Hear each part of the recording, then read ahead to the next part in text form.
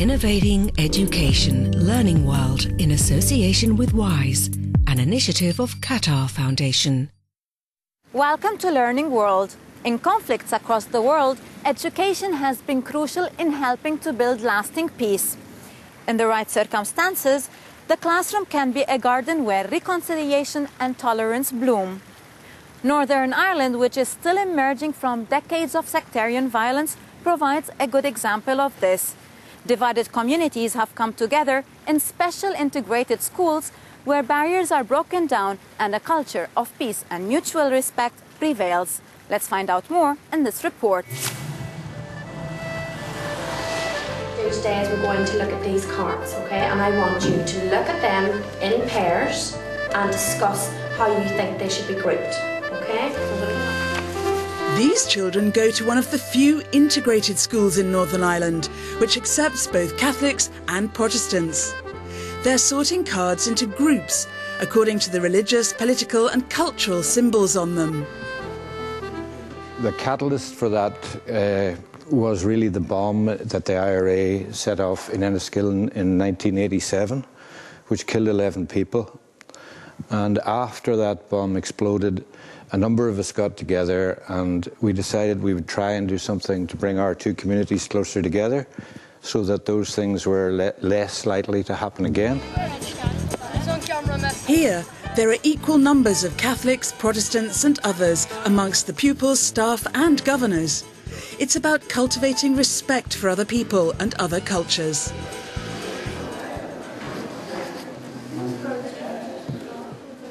"95% of children in Northern Ireland are educated in schools which are segregated.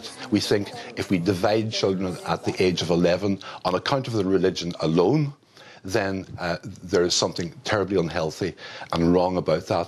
Well, it's not a question of teaching it formally. It's a question, to my mind anyhow, of children working together from different religious groups and realising that the other group hasn't, as we say here, got two heads, that they are just normal, have the same desires and feelings as the other group. There may be groups in terms of what kind of music you listen to or what kind of types of friends you have, but it's not defined by religion as such. Like.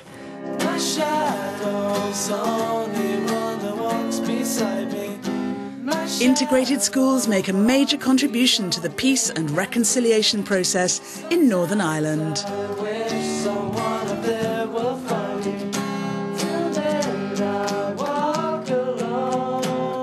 Learning to live together is the biggest challenge facing former enemies. To accept each other, they must learn from their shared history, and that's not always easy. War in the former Yugoslavia ended 15 years ago. But as one teacher in Croatia tells us in this interview, there are still walls in the minds of people. More now from Dubrovnik.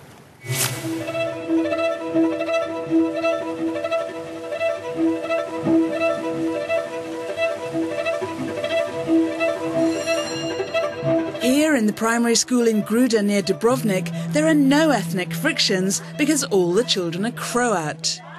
There's still a high wall in the minds of people.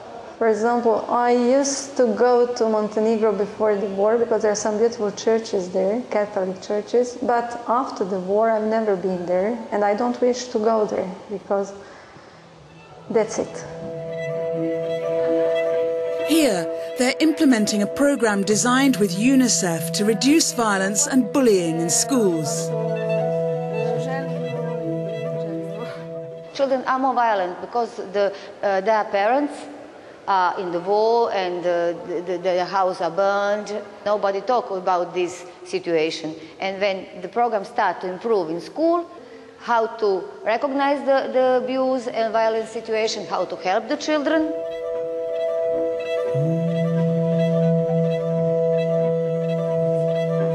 But it's never easy. Most of the kids going to school now, they are born after the war. And they want to know what happened, what is between their parents' generations. Why have Serb and Croat or Bosniak parents such a difficulty to meet and to talk to each other about the past? They want to know. The ex-Prime Minister of Norway, Kjell Magne Bondevik, is also the founder of the Oslo Centre for Peace and Human Rights.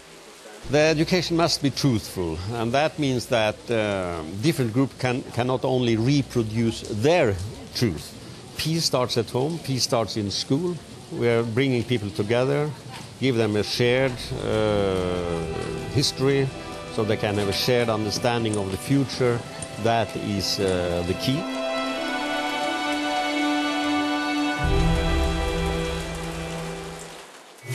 And finally, can music mend broken lives?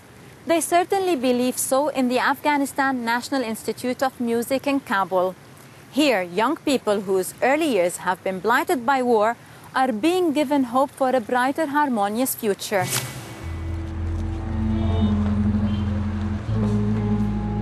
This music school in Kabul is an oasis of peace. But only a few months ago, these children were amongst the 70,000 living on the city's streets. For them, music is much more than an amusing hobby.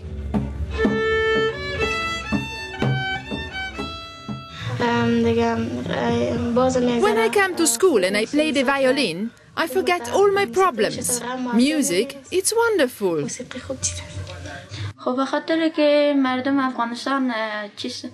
It's very difficult for a girl to learn music in Afghanistan. People aren't educated. They don't understand the importance of music. Usually, they think it's a bad thing and that girls shouldn't play music. At home, my mother supports me, but my big brother doesn't want me to continue.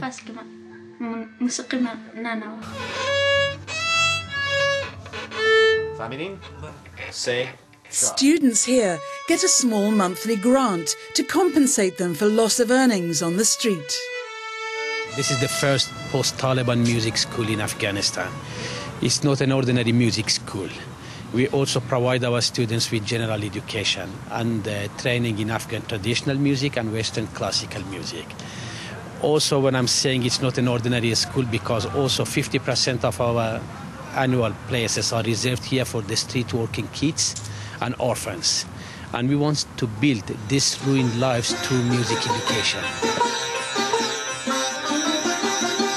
At the school, they also restore traditional instruments like the sitar. But modern music isn't neglected. They learn rock and roll too.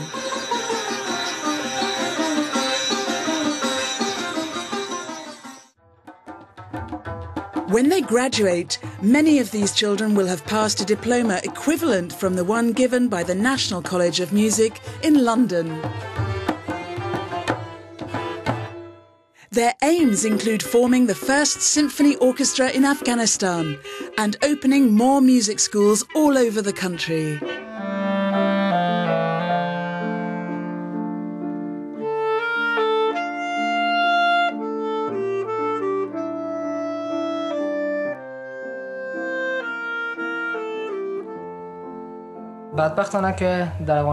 Music is very important in Afghanistan because we were at war for years and people are deeply wounded emotionally too. But we, the artists, with our instruments, our music, we can heal their emotional wounds.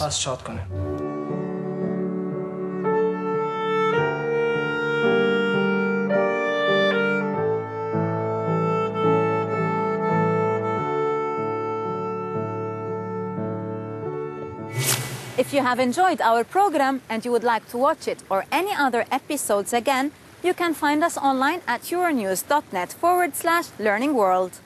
And don't forget, we will be back next week with more inspiring stories from the world of education. Learning World in association with WISE, an initiative of Qatar Foundation.